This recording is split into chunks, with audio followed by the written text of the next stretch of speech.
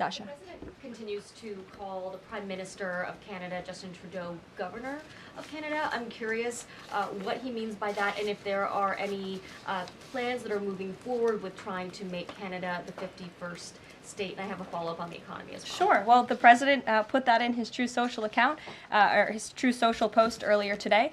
He feels strongly that it would be very beneficial for the Canadian people to be the 51st state of the United States. They wouldn't be paying for these tariffs. They'd have much lower taxes if they were part of our great country. Caroline, on the economy, you and I traveled the country during the campaign. This is an issue that so many voters decided to cast their ballots on, and they voted for President Trump. He has started to have that realistic conversation with the American people, that disturbance comment last night. But I'm curious if you can be real with Americans right now as all of these factors are playing out.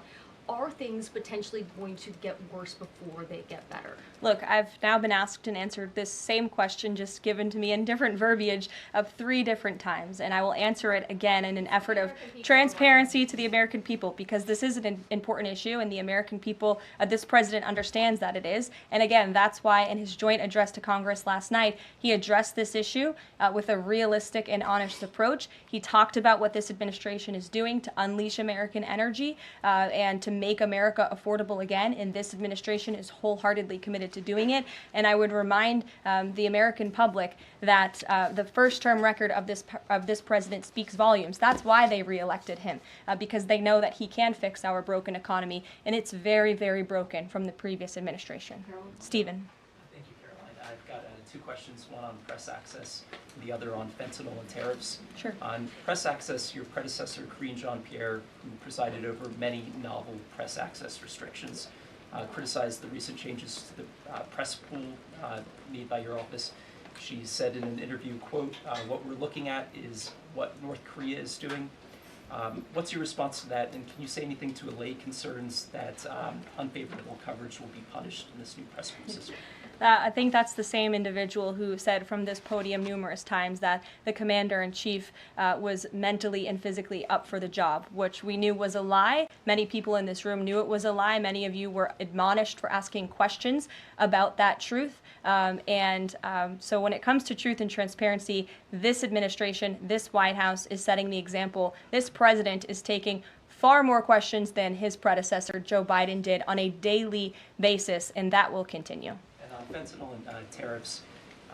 Fentanyl produced largely in China has killed 334,000 Americans over 5 years. According to CDC data, that's about 1 in every 1,000 Americans. President Trump has cited this for applying new tariffs to Canada, Mexico, and China. But in addition to China's talk about being ready for any kind of war, they said yesterday, the foreign ministry said that, quote, "The fentanyl issue is a flimsy excuse to raise U.S. tariffs," and, quote, "The U.S., not anyone else, is responsible for the fentanyl crisis."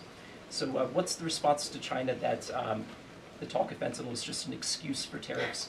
And what does that say about the resolution? Well, of course, the country that is getting very rich off of distributing this deadly poison to American citizens is going to say that. Again, the president knows where the American people stand on this issue. Fentanyl overdoses. Dasha brought up all of us campaigning all across the country. They talked about inflation. They also talked about the border, the illegal immigrants that we're pouring through, but also these deadly drugs. And again, the president keeps in mind those families every single day when he is making these tough decisions.